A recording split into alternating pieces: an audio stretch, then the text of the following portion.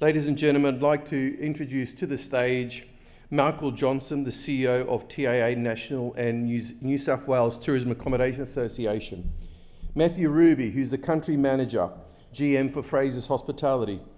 My mate who came over from New Zealand, Gavin Fell, who's the Chairman and President of Swiss Bell International. Welcome back to Australia. And my old friend, we go back from the Travelland days, Graham Perry, Managing Director for BW Hotel Group Australasia. And to facilitate this very important session, we have Matthew Stevens, President of eHotelier. Please welcome the panel.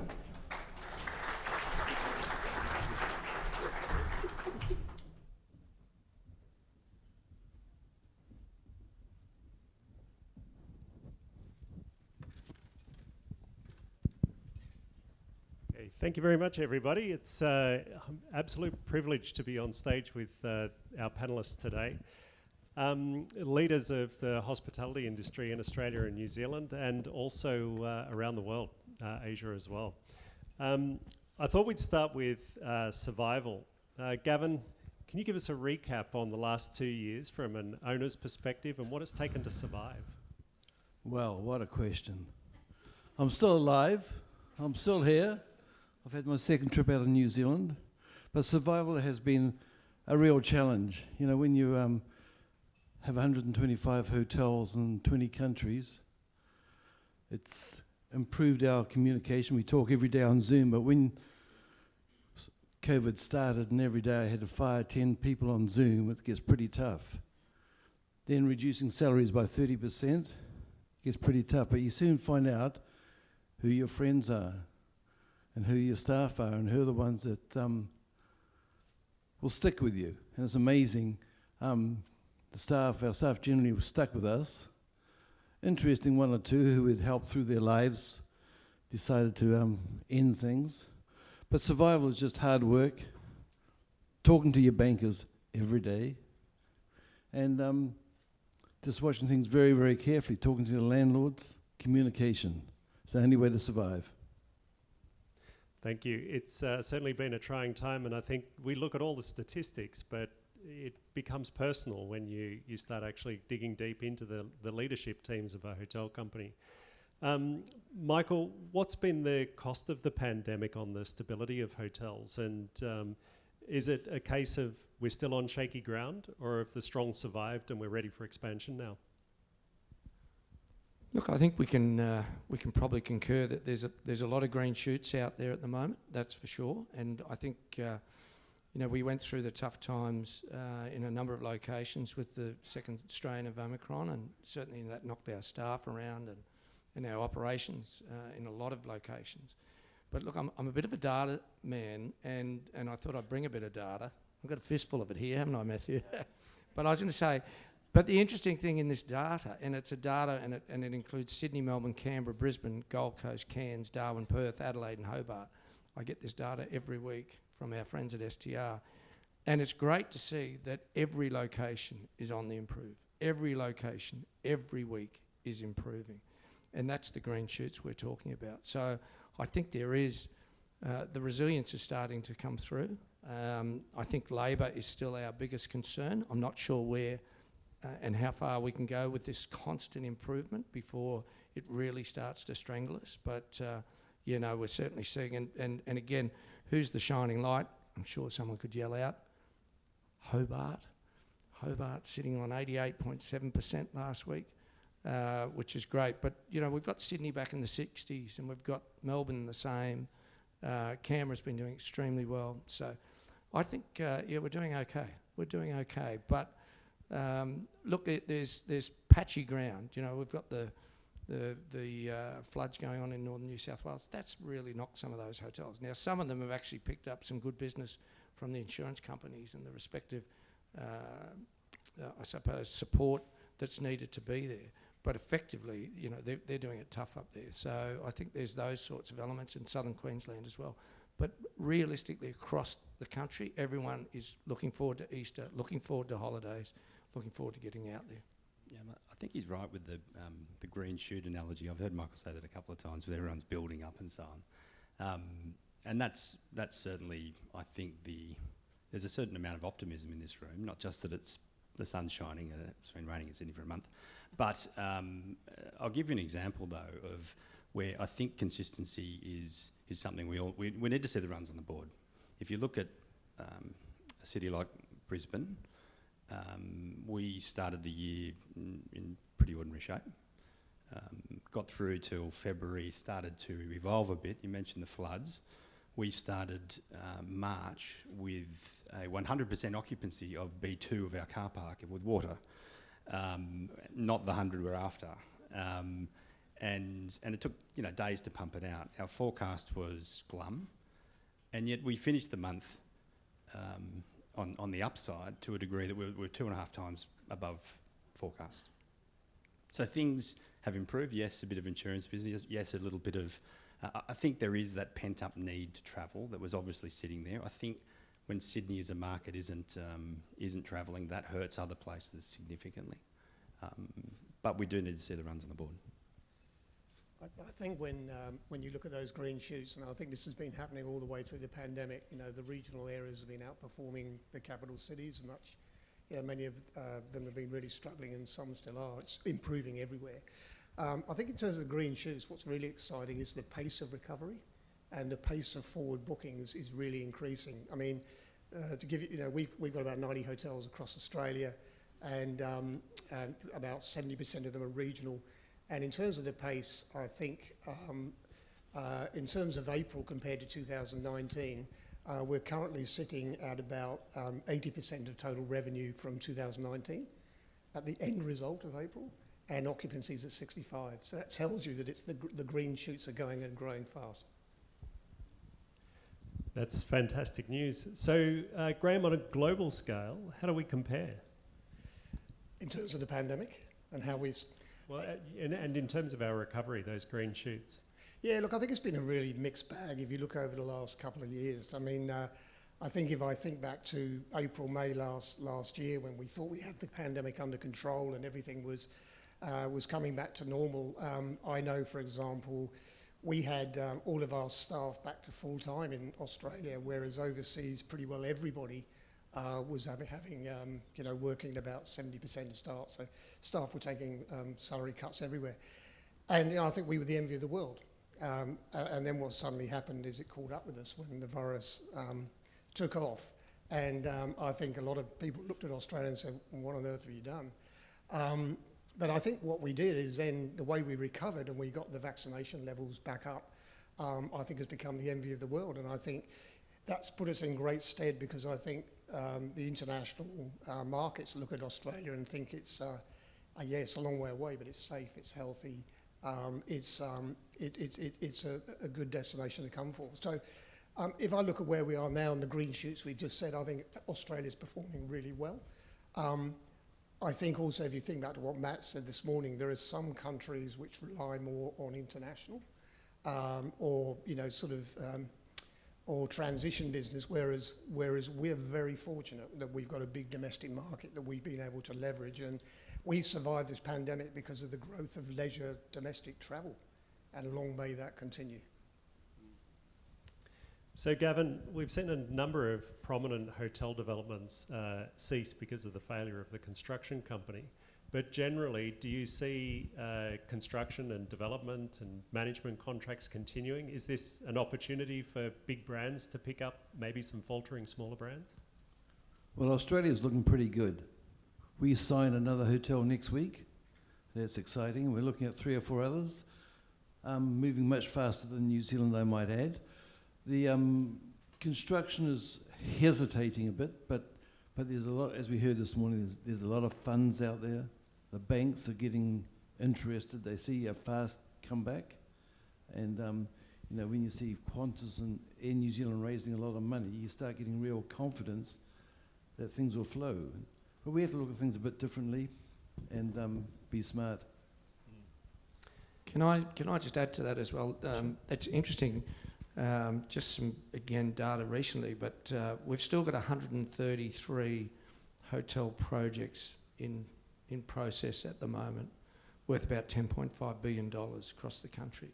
Now, we lost about 35 of projects that ended up postponing and then eventually falling off. But we've still got 133 there in process. So I think we're still looking pretty good on that investment front, and the likes of Melbourne, Sydney, Gold Coast. There's still plenty of development going on, and we're looking forward to more new hotels opening in the not too distant future. So there's plenty of optimism, that's for sure. From a timing perspective, do you think they're going to be completed as demand picks up or prior? Are we going to end up with a supply and demand squeeze? I think we're getting a bit of that now, but I was going to say there's, and again, each city has got a different time frame, but I think, Victoria's got and Melbourne in particular has got a few coming on this year, more next year. The same with Sydney. Sydney, our two bigger projects, the Capella and the W, are probably now next year, early next year. And of course, the W has had, unluckily, Grocon going under, and then of course ProBuild going under. So you've had the situation where that property, which is going to be fantastic, is waiting for its new builders to be appointed. So that's probably on the negative. But in saying that, I think Marriott's got about another 14 hotels that are opening in the next 2 years. So there's plenty going on in that space. So I think it's pretty positive still. It has, I think, and I was talking to some of the suppliers here earlier. It hasn't stopped for some of the suppliers because the projects are still going. Even though we went into lockdown, building kept happening, projects kept happening. So a lot of our suppliers have been able to keep going and survive, which is good. Matt, did you want to add something? I was just going to say, you experience a bit of a surge in supply, even if the building isn't being completed when quarantine hotels come back in smaller markets. It actually does make a difference, and you can see the sort of change in patterns and so on. So that's also a factor I think everyone's experienced. Yeah. Sure. I was wondering about the statistics this morning and wondering how quarantine hotels had actually boosted the city, and perhaps the city was actually, for those non-quarantine hotels, struggling more than those statistics actually identified. That's one for Matt Burke. Where is he? He'll be out here. I was going to say on that, I know that the Sydney hotels, there was 24 hotels in the quarantine program, and I think they all did quite well through that process. And of course, as Matt said, once they came back into the market, it certainly made a difference in the market. But other elements and the way they were reported, but they weren't necessarily reported that way right around the country. And I think that's some of the smoke and mirrors that we were talking about. I mean, we have some hotels in the capital cities which weren't part of quarantine. In fact, we only had about 2 hotels in quarantine, I think. And boy, did they struggle. Really, really struggle. How they survived is quite amazing. And, they were just scrabbling for every piece of business they possibly could. People needing to self-isolate.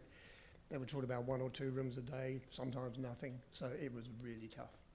It's improving now, but it's, they've had that impost for 2 years on their financials, which is incredible. And of course, they've got a few debts they still have. Absolutely. So they have to pay off in the next 5 years, yeah. Yeah, absolutely. So it doesn't all get better with the green shoots immediately. Yeah, you've got the legacy of the debt to repay.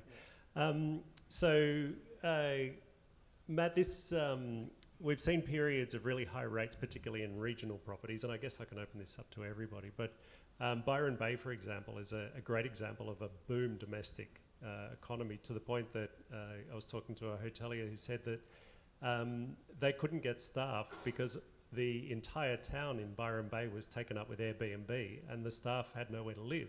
So they were bussing people in. In situations like that, they had to start turning services off, like closing restaurants and things like that. Do you think, how much pressure on the value proposition does that place? And how do you think it affects, or potentially will affect, as this staff shortage starts to bite? Well, it's huge. I mean, and if we cast our mind back to prior to COVID, this was an issue on the table prior. I would have been to a bunch of different things that Michael was running, saying how are we going to get people and stimulate, demand for, for labour, or kids that want to go and work in these types of our industry and these types of towns and so on. So it was already there with cooks and so on. I think it's just been amplified, really. And in the end, we've heard it multiple times today, when you're charging good dollars, because you can, and really they've got every right to. There is a, I think we also forget that prior to COVID there was the bushfires that devastated the eastern seaboard, and there is no amount of government spend that could have got the amount of boom that they've got out of this to rejuvenate themselves. So that's a, you know, ironically not a great way to get there, but a good thing. And I think we need them we certainly need to figure out ways of helping them to survive. We were already trying that in advance of COVID. So your visa holders and whatnot, and Michael knows more about this than I, but that is really necessary to help those sorts of regions and properties prop themselves up, and the city properties and so on. Yeah, I couldn't agree more. I managed a regional resort for a long time, and it was a real struggle. So it's great to see regions thriving. And it's interesting because they are, you know, and Byron is one location that have had to cap their occupancies because just couldn't really staff it, and not a couple down. And we're all used to sort of surviving with a few staff down, but when you have resorts say, look, I'm looking for 30 people at the moment, you know, 30 people in your resort that's a lot. So, you know, so I actually take my hat off to the hotel and to the hotels that have been doing this, that have actually been saying, right, well, we will cap it so that we offer the service that the customers are coming will enjoy.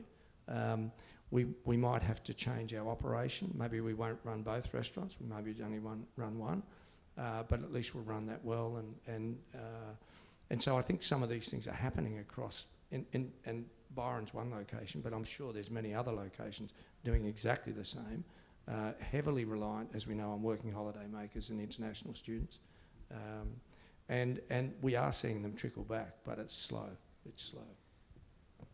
Look, it's a real tragedy if you know think about last year. It was just a huge revenue problem.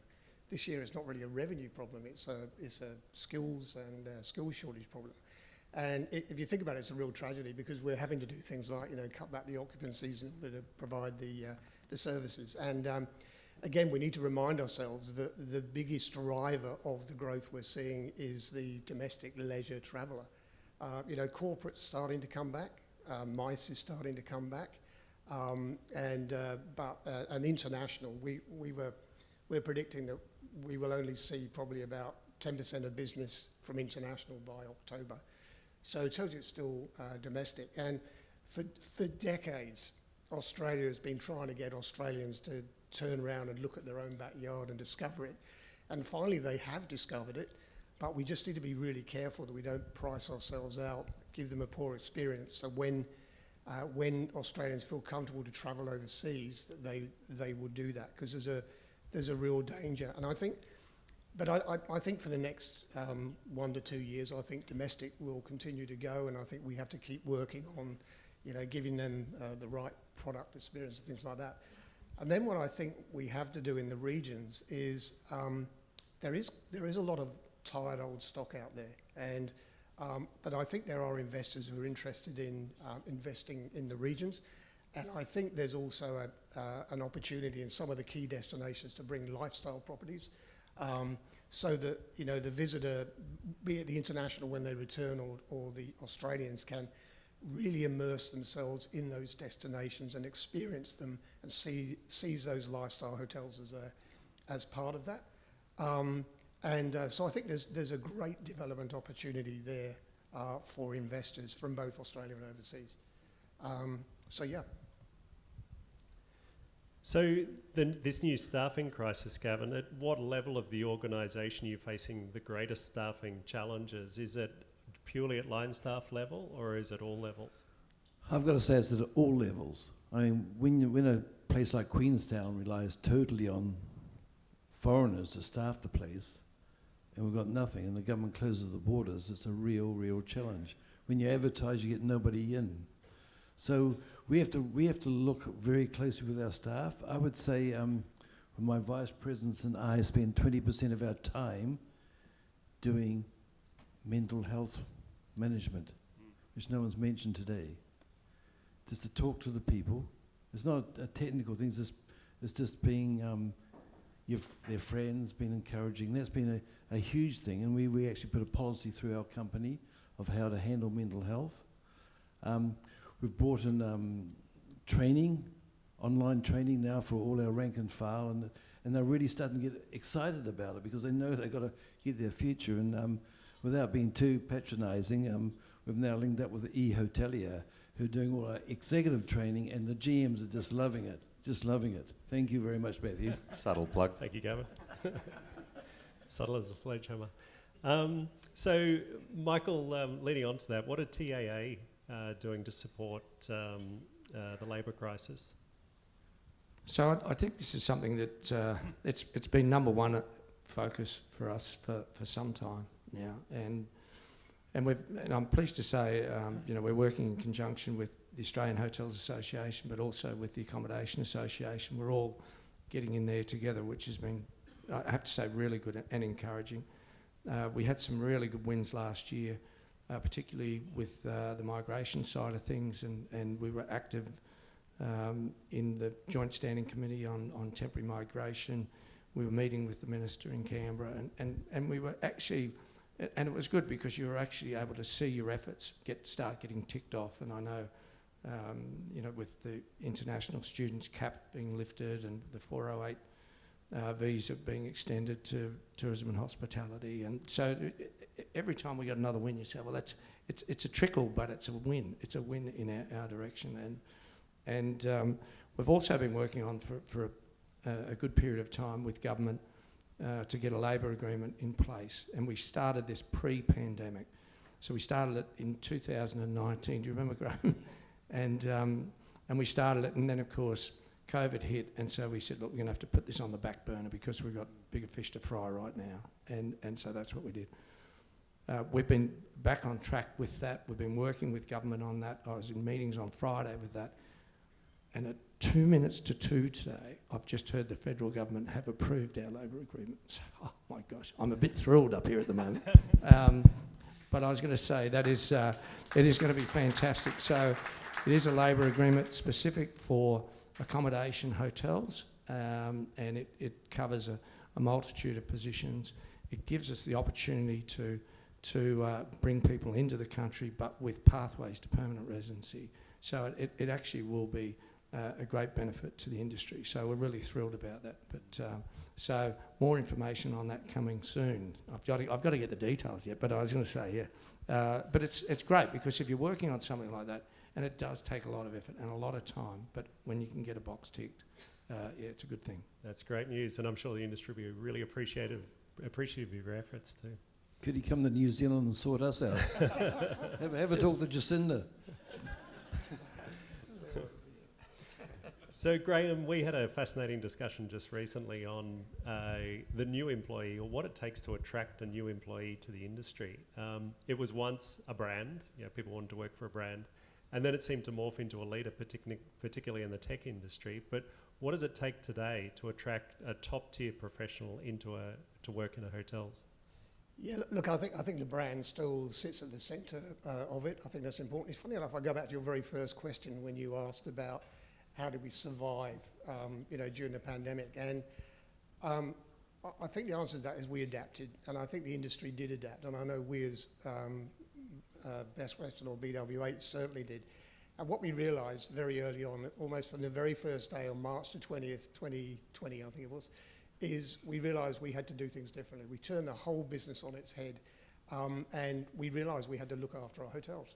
And so to your point, it was about looking after their mental health. It was looking after their finances, trying to find every piece of local sales and marketing business that there was, because we traditionally don't do that. We look at the global sales business and the national sales business, but trying to unearth it all there. So we did that, and we also spend a lot of time. It's about culture, and we've changed, and I'm very proud of the culture that we've got at head office. We have about 25 people involved there, and we realised we had to communicate. We broke down the silos. This word collaboration came out. So I think starting about from the place where we can be the place where people do want to work is you want to make sure that people who already do work there want to stay working there, and that is about again communication, giving them great opportunities moving forward. You know, there's been it hasn't been said today, but there's been this big conversation about following the pandemic, there'll be this, what is it, the big, what do they call it? The big... the resignation. The big resignation, that's right. And the reason that's a concern is because if you think about all of the businesses we've all worked in, many people have stayed with us and we've stayed at our companies, and we've kind of felt this whole feeling about we've gone through this, we've got to get through this whole mountain, we've got to get there. And now we've got there, and the question is, what's next? So as a result, we need to make our businesses that people want to stay working there, they want to come and work there, and you know, again, to your product, it's about putting training in place where you can actually give people career development. They can learn new things.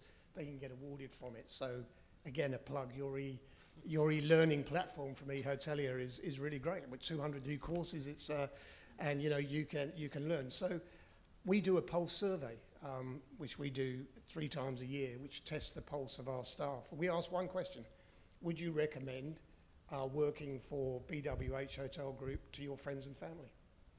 And that gives us an ENPS score, and we really watch that really carefully. We're going to do training around people's strengths, about identifying what the strengths are of our team, not the weaknesses, they don't care about them, but about the strengths, so that everybody can understand each other and why they do certain things. So I think attracting and retaining new staff, particularly your top performers, is about giving them opportunities and recognising what they've done and what they do, and making them feel it is a great place to work. Yeah, another very important thing, which was mentioned earlier today, is we've got to get some fun back into our business. Yeah. You know, happiness breeds happiness, and it's been a little bit sad. Even the All Blacks have been a bit sad. And it's difficult to do that virtually on Teams and... Absolutely. You got to be face to face. It's working beside them. Yeah. So Matthew, I should say Matt. Yeah. It's very formal. I'll sit up. Matt, what are you doing at Frasers to attract the top professionals back to the industry? Well, we'll probably go for the hat trick here. Obviously, there's a fair bit of education going on, and we do use eHotelier. That's not why we're on the panel, didn't invite think, these but guys, Michael by the way. did. Looks like I'm going to. There's the plug. Look, we're a relatively small group. There's been some great initiatives, I think, by some of the larger ones that have a fair amount of exposure in this space and a lot of gaps to fill. But if I look at how we've sort of approached it, you know, from early on in 2020 and ongoing, it's sort of double down on education, look at what we're doing to provide pathways within the business, and a bit of diversification. What I mean by that is our group is, you know, obviously hospitality was not great for a period of time in our group. We've got a very strong development group, and they're moving into the build-to-rent space, and a lot of other areas that have customer-facing roles that our staff have been able to fill. In fact, funnily enough, we lost a couple of people to them over the course of the pandemic. When I say lost, they've moved on within the company. I don't think that's a bad thing within our space. It's out of the industry, but you know, we're looking at our company and trying to figure out ways that we could leverage strength, like everybody has to. It's a bigger problem for the wider industry, of course. So that's a sort of separate issue, but that's how we've approached it. Yeah. Great. Michael, just to round out this conversation on skills, how will the amalgamation of TAA and AA improve the advocacy and representation of accommodation sector for the future? Well, I was going to say it's again been a bit of a long process, but it's actually progressing well. And if I can touch just on skills, one of the things that we've been impressed with the Accommodation Association is their hub, and the hub is set up and it's operating right around the country, and it works with the job actives, it works with train to earn, and there's a number of different elements to the hub, and that's working really well for the Accommodation Association. We're really excited. We're actually going to start rolling that out to all of our TAA members now as well, to have access to that, and I think that's a great thing. So whilst the amalgamation is still progressing, and myself and Richard Munro, CEO of the Accommodation Association, we say we're engaged. We're not married yet because we just haven't got the final document, but we're engaged, so we're going to try and do as much as we can together. And we've just recently put in our pre-budget submissions. We're doing media together. We're working again with migration ministers together. So, we're just anything we've done individually, we do together now. I speak to Richard every day. So I think from the hotels' perspective and from our industry's perspective, we're just going to have a lot stronger voice, because when we do amalgamate, which should be finalised by the end of this year, then we end up with one accommodation voice, and it'll be under a separate brand. It won't be Tourism Accommodation Australia, it won't be Accommodation Association, it'll be a singular brand. We'll be represented right around the country with strong representation, and will be a real force to reckon with. So really looking forward to that happening later this year. For sure. So just to wrap things up, maybe starting with Gavin, with all challenges come opportunities. What final word of advice would you offer to hoteliers to maximise these opportunities through recovery? Well, the key thing is to look at your systems and look at what you're supplying to the guest. The guest wants value for money. He wants motivated staff. So you really have to deliver. We can't keep using COVID as an excuse anymore. We've had that, and so now we have to step up and deliver. And that is a real challenge. And look at things differently. Matthew, Matt. Still answer to both. I mentioned before that we need to see runs on the board and so on, and I think I sort of been saying this to my staff of recent times, that I think that resilience bit that we've all sort of gone through seems like something that was a year or two ago a bit defensive, but we still need to take that resilience, because it's now a strong suit of the industry, but we need to be actively resilient, and that means nimble enough to deal with the what-ifs, because we haven't got the runs on the board. So that's my perspective of to the end of the year, to be honest. I want to be cautiously optimistic. Yeah.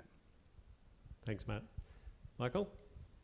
Look, I probably concur with what's been said, but I would extend it to say, and it was recently touched on at a chair and president's drinks, and that is, I think it's time for our industry to be a bit bold. I think the green shoots are coming through, and so let's get bold, let's get back on with it. I think our resilience has paid off. We're here now. So it's time to actually take it forward, take the challenges as opportunities, and really let's get on with it. Let's get cracking. There's plenty of pent-up demand. We will get more skills. We will get more people from offshore. We'll see our airlines start to double up on their flights, and so flights will become more available. When flights become more available, we'll see more international students come in. We'll see more working holiday. The visas are already awarded. They've all got their visas. They're sitting offshore. They're waiting on these flights and timing. So we will see more people coming across. We'll be able to secure them into industry, and let's get going. Yeah, let's challenge it and go for it. Great news. Graham?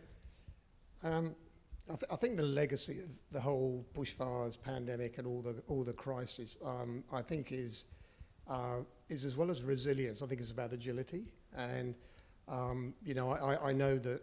Funny enough, sort of a bit of a light bulb moment at this conference this morning is that I think I think agility is going to stay with the industry. I know it's certainly going to stay with our business, and I think what is going to happen is opening up opportunities for partnerships, and I think you're going to see franchise companies working with management companies, investors working with developers, because there's not one size fits all in this industry. And I think if you're agile and if you can work in that way, then I think the potential is enormous. And I know if I look at the development pipeline that we're starting to develop now here, based on our new positioning of BWH Hotel Group rather than Best Western, a regional motel group, I'm really optimistic about the future for us, and I think for the industry, if it remains and continues to be agile and respond to opportunity.